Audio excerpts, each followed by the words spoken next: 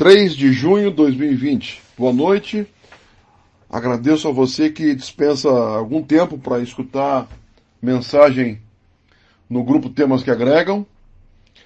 Quero agradecer ao sucesso da campanha para arrecadação de recurso para aquisição de 2 panelas para Lívia Santin, do projeto Marmita Solidária. Foi algo bem bacana, eu acho que foi uma ação efetiva, né? Num momento onde a gente escuta falar tanta coisa ruim, tanta disputa, né? Eu acho que foi uma oportunidade para a gente colocar uma boa ação em prática, né? Espero que não paremos por aí.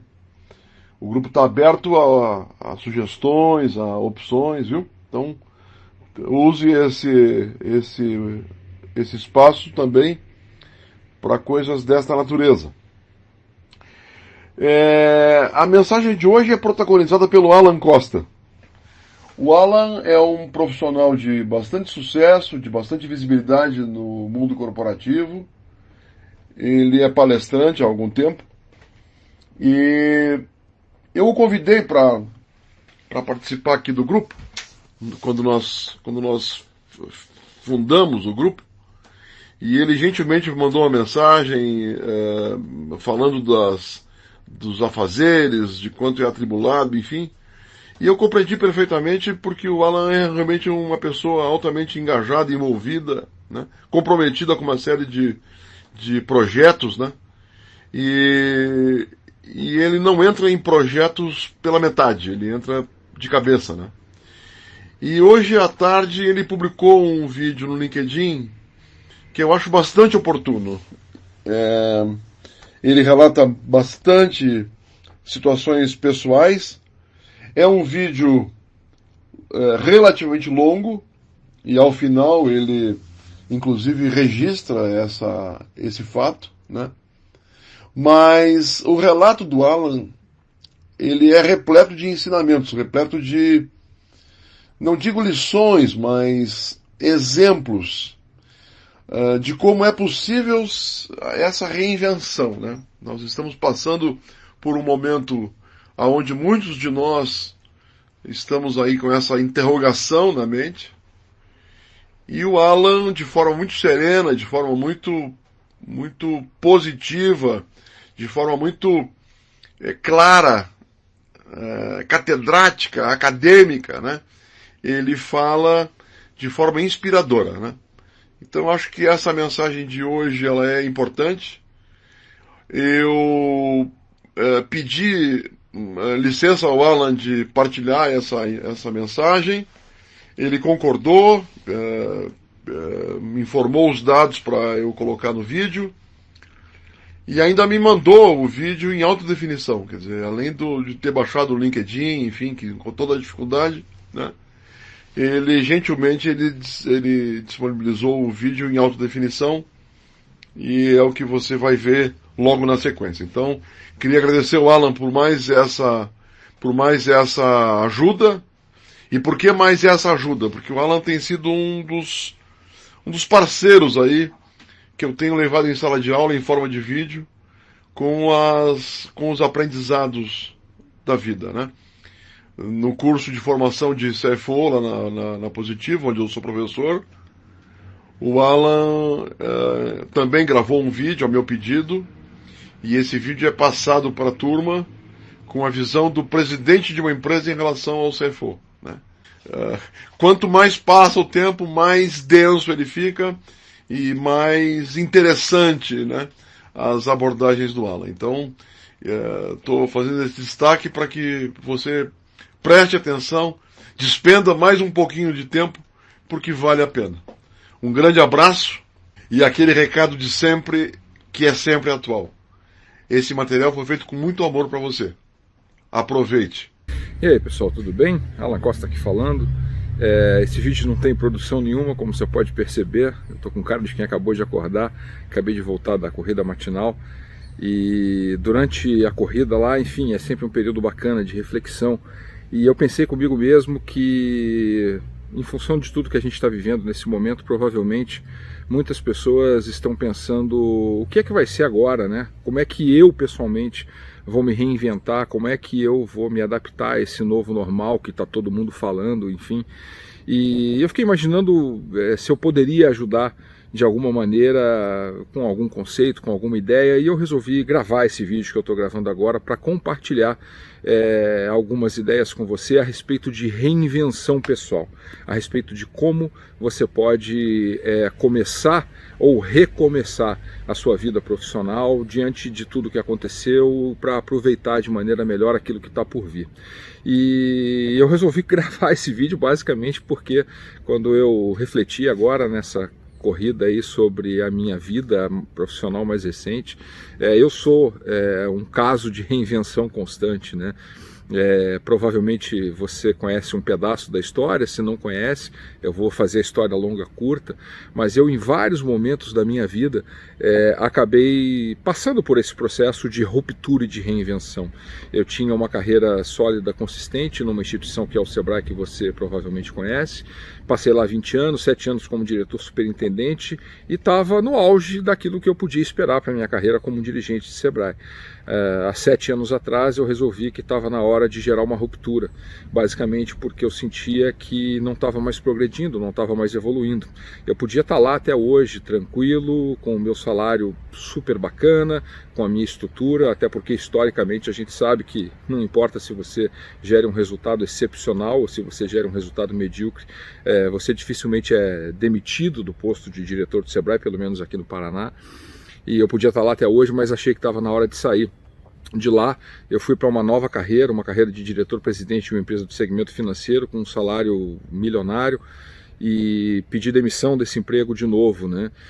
Quando isso aconteceu, eu virei matéria de revista, saí nas pequenas empresas e grandes negócios como o brasileiro que larga o emprego milionário para empreender. Isso foi bastante inusitado. Eu pedi essa demissão de novo para me reinventar. Comecei uma carreira como investidor anjo.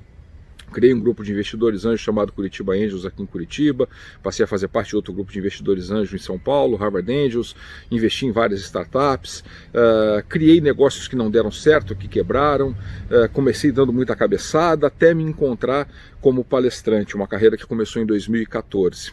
Durante essa carreira de palestrante eu co-criei, né, uma plataforma de conteúdo sobre inovação chamada AAA, há mais ou menos 3 anos atrás. Convidei um consultor à época em início de carreira aqui do interior do Paraná para ser um dos sócios, consegui convencer o Ricardo Amorim, o economista mais influente do Brasil segundo a Forbes, para também ser meu sócio, e consegui em 4 anos consolidar uma carreira de palestrante bastante bem sucedido. 2 anos atrás, em 2018, foi um ano que eu terminei o ano com 117 palestras realizadas, o que dá uma média de quase uma palestra a cada 3 dias, e ganhando dinheiro, ganhando muito bem, um faturamento de 7 dígitos, acima já daquele salário milionário que eu teoricamente tinha abandonado e que era uma loucura abandonar. E quando chego no final de 2018, tomo mais uma decisão inusitada, resolvo diminuir o meu ritmo de palestra para ser diretor-presidente da Celepar, para presidir uma empresa pública a convite do governador do estado. Ninguém entendeu o que estava acontecendo.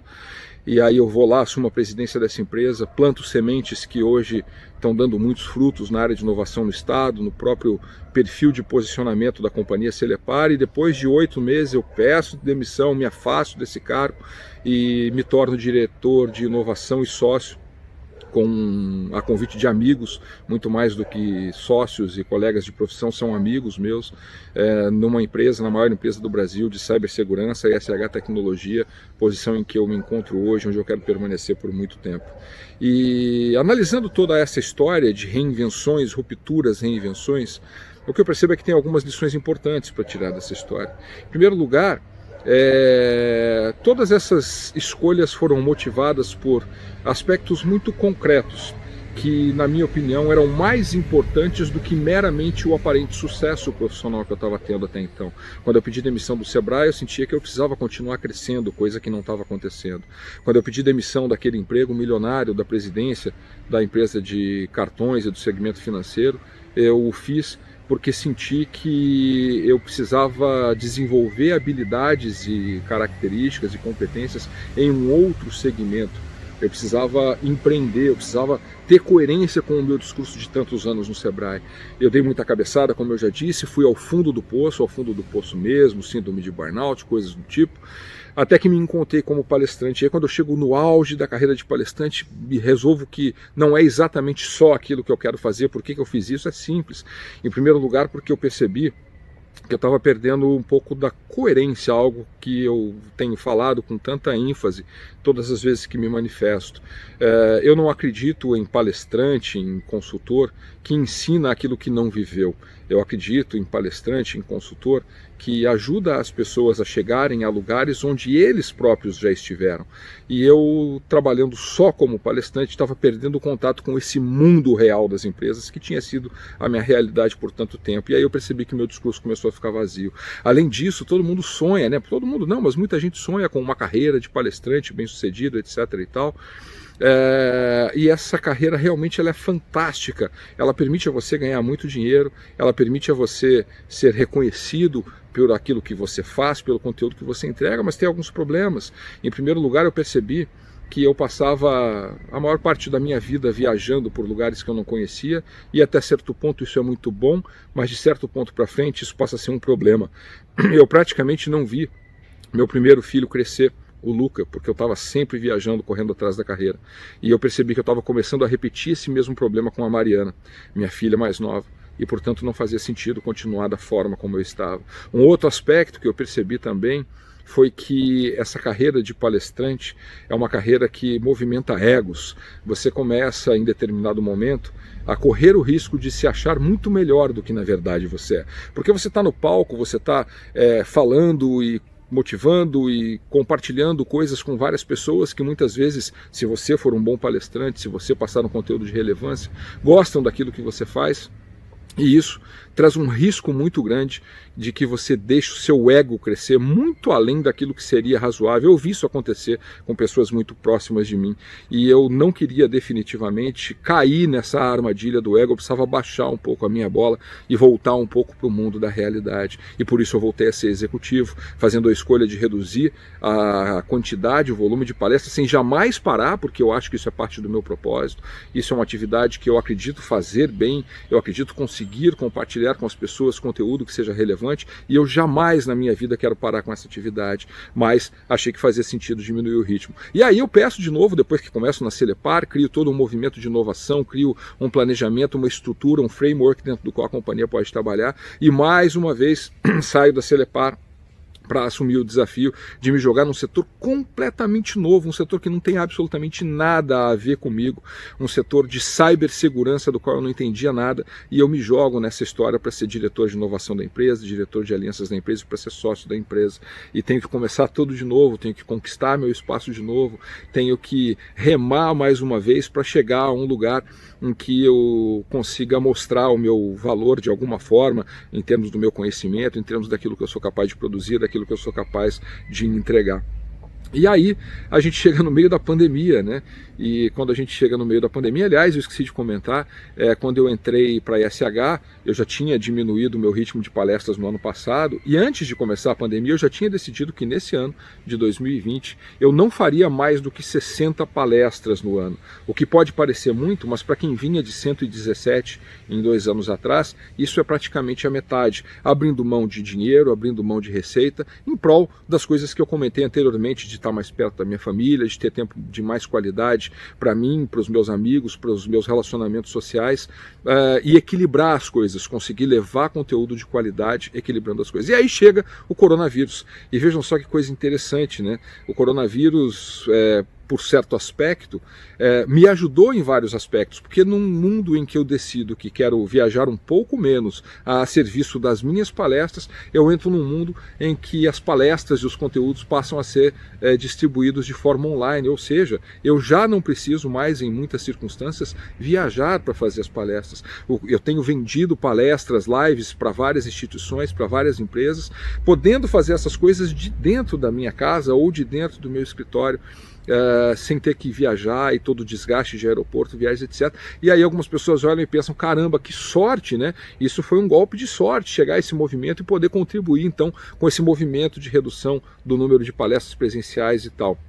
Então, eu sempre falo que a sorte é o encontro do preparo com a oportunidade. Isso não foi sorte, isso foi simplesmente uma feliz coincidência, se é que coincidências existem, que me proporcionaram, a partir das escolhas que fiz de reinvenção constante, estar bem posicionado para aproveitar um momento que é sui generis. E ao longo de todo esse caminho, de toda essa trajetória, eu tentei resumir aqui em 3 grandes dicas o que eu posso falar para você, se você está nesse momento agora de pensar, caramba, o que vai ser depois dessa crise?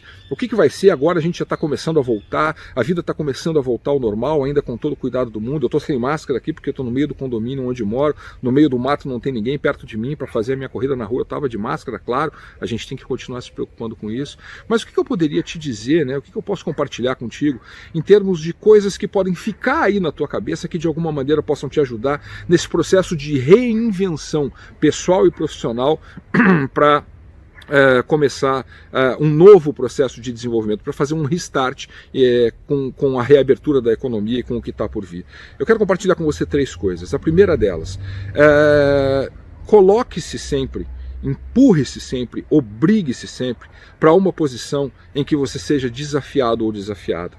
Isso foi uma das coisas que sempre me deu o melhor retorno na vida. As pessoas que me conhecem de perto acham que eu sou um cara extremamente dinâmico, que, estudo pra caramba, tenho pós-graduação, MBA, 2 mestrados e um monte de curso, e faço milhares de atividades profissionais, milhares de bonés, chapéus, etc. e tal. Mas a grande verdade é que eu sou um cara preguiçoso.